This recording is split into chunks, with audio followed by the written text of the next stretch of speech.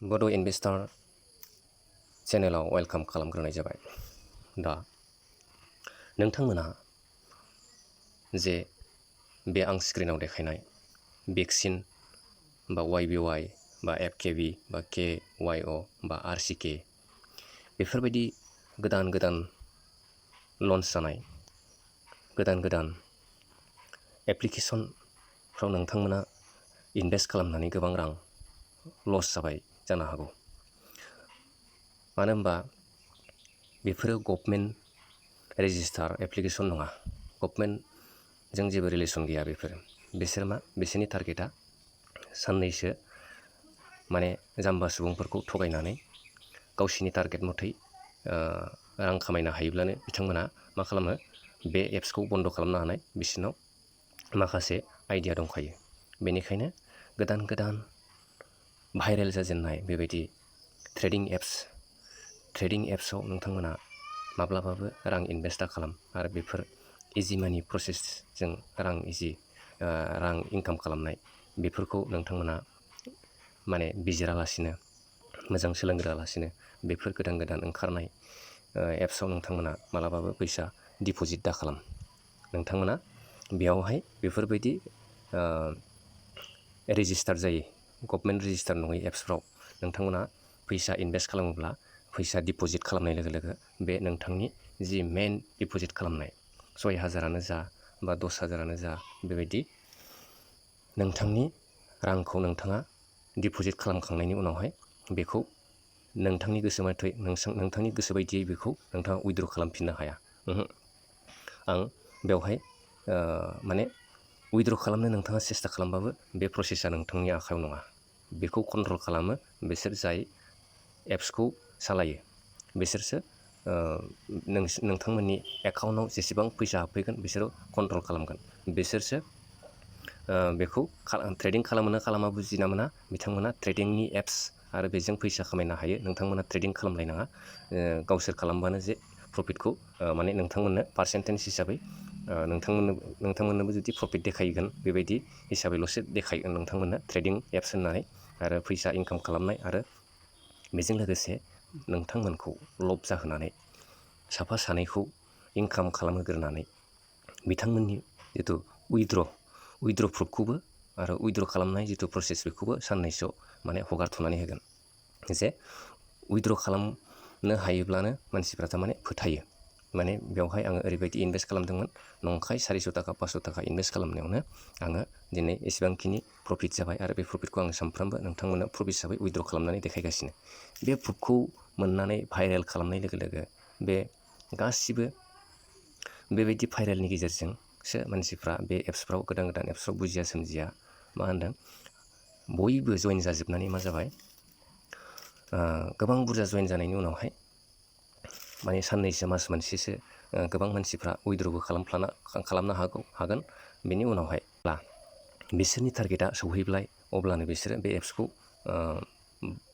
बन्द' खालामनानै गावसोरनि टारगेटखौ मोनब्लानो बिसोरो रांखौ गावसोरो जेसेबां नुदों बेखिनिखौ नुयोब्लानो बिसोरो बे एप्सखौ बन्द' खालामबाय आरो। दा ओंखायनो नोंथांमोना बेबायदि थगायजाबाय थास्लायस्लाय नोंथांमोना रियेल एप्सफोरखौ नोंथांमोना माबायदि ट्रेडिं एप्स, नों निजेयैनो कम्पानिफ्राव फैसा लगायनानै माबोरै निजेयैनो बायनो हागोन आरो निजेयैनो फाननो हागोन, बेबायदि एप्सखौसो नोंथांमोना मोनथिनानै लानाया गोनांथार। आं नोंथांमोननो बे एप्सखौ लानानै फैदों। बे एप्सआ दिनै दाखालिनि ओंखारजेननाय एप्स नङा। बे एप्सआ गोबां फुराना एप्स दङ आरो बेफोर एप्सनि थ्रुयैसो नोंथांमोना रां इनभेस्ट खालामनो हागोन, बा नोंथांनि डिप'जिट खालामनाय रांखौबो नोंथाङा मा खालामनो हागोन, उइद्र' खालामफिननो हागोन। नोंथाङा नोंथांनि रांखौ मा खालामनो हागोन, लगे गाबोननि गेजेरावनो उइद्र'बो खालामफिननो हागोन। नोंथाङा दिनै डिप'जिट खालामनाय लोगो लोगोनो नोंथाङा गाबोननो गोसो गैयाब्ला, बे रांखौ इम्परटेन्ट जुदि जादोंब्ला, नोंथाङा रांनि इम्परटेन्ट जाफिनदोंब्ला, बे रांखौ नोंथाङा गाबोननि गेजेरावनो उइद्र' खालामफिननो हागोन। दा बे प्रसेसखौसो नोंथांमोना सोलोंनानै लाग्रोनांगोन।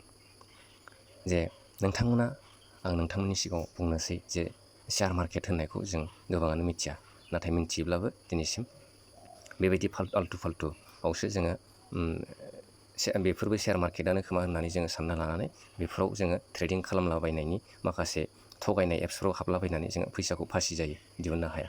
आं नोंसोरनो गोबाव सम टाइम बाहायबाय थाला। दा आङो जिथु सोलिबाय थानाय इण्डियान शेयार मार्केटनि थ्रुयै जोङो गोबां जे रां आरजिगासिनो दं मानसिफ्रा, बेबायदि नाथाय सोलोङाब्ला बेवहायबो रां मालाबाबो इनकाम खालामनो हाया। सोलोंनांगोन, माने फार्स्ट गिबियावनो गोबां नलेज लाग्रोनांगोन शेयार मार्केटखौ माबायदियै कम्पानिफ्राव जोङो ट्रेडिं खालामनानै जोङो बेफोरावहाय मोनसे कम्पानिफ्राव, बे कम्पानियाव जोङो लोगो जाफानानै जोङो बेफोराव जों फैसा बाहायनानै जोङो माबायदि एसे एनै जोङो इनकाम खालामनो हागोन, बेनि नलेजफोरखौ जों सोलोंग्रोना लानांगोन। बेखायनो दा आं नोंथांमोननो खोन्थाबाय जे नैबे मोनसे एप्सआव जुदि नोंथाङा एकाउन्ट खुलियोब्ला बे ग्र' एप्स, नाथाय ग्र' एप्सल' नङा, गोबां एप्स दङ। बेफोर जाबाय government certified company, government registered company बेफोरो। बेवहाय जोङो जेबो गिनो गोनां गैया। बेवहाय नोंथांमोना एकाउन्ट खुलिनानै बिनि थ्रुयै नोंथांमोना ट्रेडिं खालामनो हायो, निजेनो ट्रेडिं खालामनो हागोन, निजेनो बायनो हागोन, निजेनो फानफिननो हागोन। कम्पानिखौ नोंथाङा, कम्पानिनि शेयारफोरखौ नोंथाङा बायनानै आरो निजेनो प्रफिट मोनोब्ला फानफिननो हागोन। दा बे ग्र' एप्सआवहाय नोंथांमोना एकाउन्ट खुलिनानै लानो हागोन। आं बिनि लिंकखौ आंनि डिसक्रिपसनाव होनाय जागोन, बा बे डिसक्रिपसनाव नोंथांमोना थांनानै लिंकआव थुनानै माने एकाउन्ट खुलिनांगोन। बे जाबाय बिनि प्रसेसा गोलाव। बेखायनो होनदों गभर्नमेन्ट जुदि रेजिस्टार ब्रकार एप्लिकेसनबा, बेनि थ्रुयै जुदि नोंथाङा ट्रेडिं खालामनोबा, आरो बेयो रियेल मार्कखायनो बेवहाय प्रसेसा गोलाव। बेवहाय एकाउन्ट खुलिनोबा नोंथाङा दसे टाइम नांगोन, आरो बेवहाय नोंथाङा बिना डकुमेन्ट्स गैयालासिनो बेवहाय ट्रेडिं खालामनो हाया बा एकाउन्ट खुलिनो हाया। डकुमेन्ट्सा गुबुन एप्सफ्रावथ' नोंथाङा डकुमेन्ट्स गैयालासिनो लगे नोंथांनि मबाइल नाम्बार, इमेल आरो पासवार्ड बानायनाय लोगो लोगोनो नोंथाङा बिथांमोननि एकाउन्टाव डिप'जिट खालामनो हायो। माने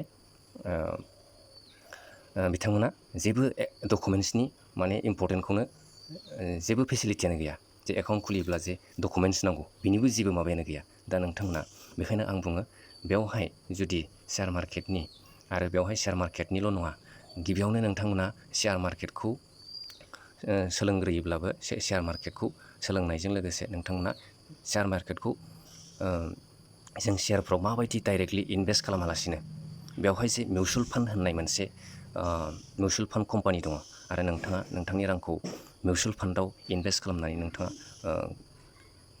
गोबां रां खामायनो हागोन।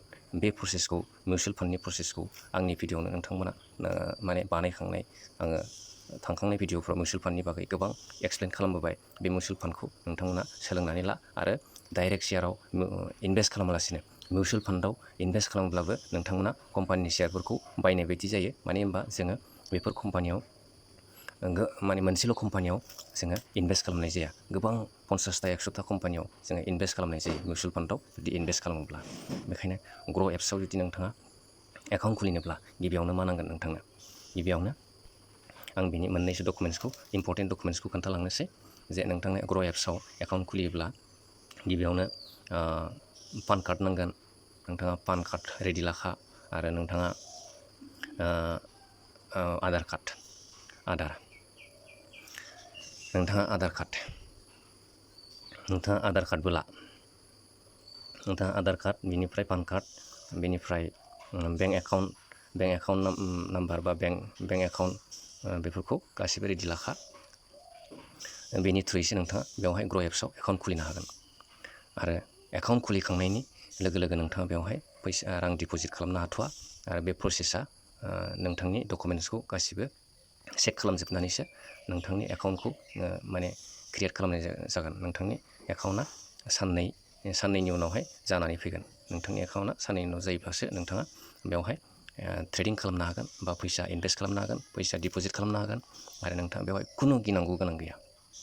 बेवहाय डिप'जिट खालामोब्ला नोंथांनि एकाउन्टआ लिंक जाहैखायो। नोंथाङा बे एकाउन्टखौ अपेन खालामनाय लोगो लोगोनो, एकाउन्टखौ जुदि खुलिनाय लोगो लोगोनो नोंथाङा बैफोर डकुमेन्ट्सखौ, जेसेबां डकुमेन्ट्स होदों बेफोरखौ होनाय लोगो लोगो नोंथांनि स्टेट बेंकनि एकाउन्टआ बे एप्सआव माने लिंक जागोन। लिंक जायाबाबो नोंथाङा लिंक खालामनो हागोन आरामसे, जेबो प्रब्लेम गैया। आरो बेवहाय नोंथाङा लोगोसे डकुमेन्टसफोरखौ रेडि लानायजों लोगोसे नमिनिबो नांदेरगोन।